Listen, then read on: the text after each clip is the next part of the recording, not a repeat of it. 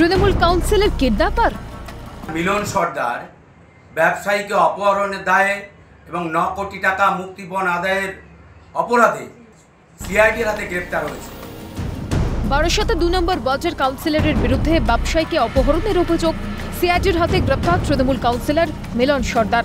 অভিযোগ, পর্দা থানা এলাকার ব্যবসায়ীকে 2 দফায় অপহরণ করে 9 কোটি টাকা মুক্তিপণ চাওয়া হয়।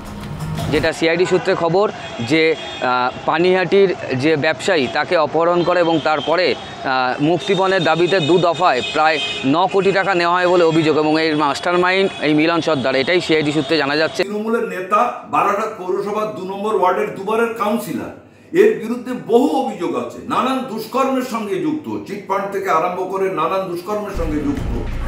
সূত্রের খবর, ইতিমধ্যে বারাসাতের তৃণমূল সাংসদ কাকলি ঘোষ দস্তিদার তৃণমূল নেতাকে দল থেকে বহিষ্কারের কথা জানিয়েছেন।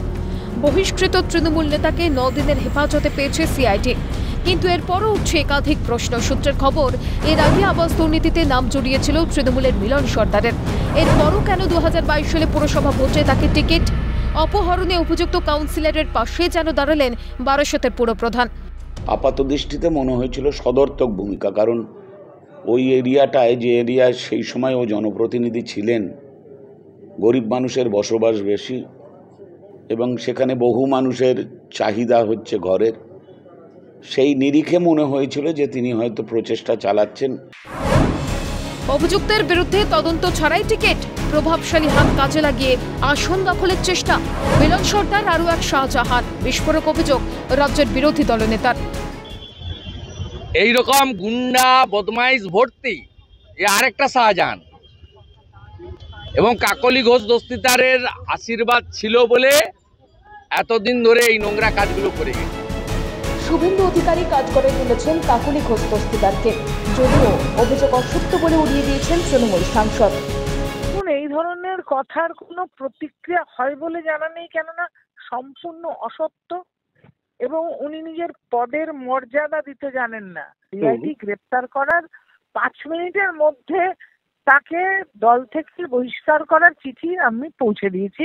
এই ধরনের স্ক্যামের খবর দলের কাছে আসে, দল সঠিক সময় সঠিক সিদ্ধান্ত নেন, তার প্রমাণই হচ্ছে কালকে রাতেই কিন্তু আমার দলের সাংগঠনিক নেতৃত্ব ডাক্তার কাকলি ঘোষ জানিয়ে দিয়েছে। জেসিবি জয়ন্ত সিং এর মতো তৃণমূল নেতাদের অত্যাচারের ছবি দেখেছে রাজ্য। এবার কি নয়া সংযোজন মিলন? গ্রেপ্তার করেছে, ভালো কথা, যেন বেল না পেয়ে যায়। এর আগে আপনারা দেখেছিলেন জয়ন্ত সিং এর ঘটনায়। আমাদের কথা ছেড়ে দিন, মদন মিত্র বলতো যে এরা তৃণমূলের আশ্রিত গুন্ডা, সকালবেলা থানায় ঢোকে, বিকেলবেলা থানা থেকে বেরিয়ে আসে। ওরা গ্রেপ্তার হওয়ার আগে, ওদের অ্যারেস্ট মেমো সই হওয়ার আগে বেলের কাগজপত্র রেডি। তৃণমূল ছাড়া এরকম শ্রীধর কোথায় থাকবে বলুন? অপহরণ করবে, টাকা তুলবে। তৃণমূল ছাড়া এরকম সুন্দর মহান অপরাধী কোথায় থাকবে? মানে তৃণমূলের থেকে এর থেকে বেশি কিছু আশা করেন কি? আমরা করি না। চুরি করলে কেউ তো পুজো করবে না, এর থেকে বেশি আশা করি না। শাসকের শাসানি আর দাপটের অভিযোগে ত্রস্ত বাংলা। দুর্নীতির ঊর্ধ্বে এবার অপহরণের মতো অভিযোগ। ক্ষমতা বজায় রাখতে কি নেতা বাছাইয়ের নীতি বিসর্জন? সত্যজিৎ মুখোপাধ্যায়, উপশীল ও শান্তনু আচার্যের রিপোর্ট, ক্যালকাটা নিউজ।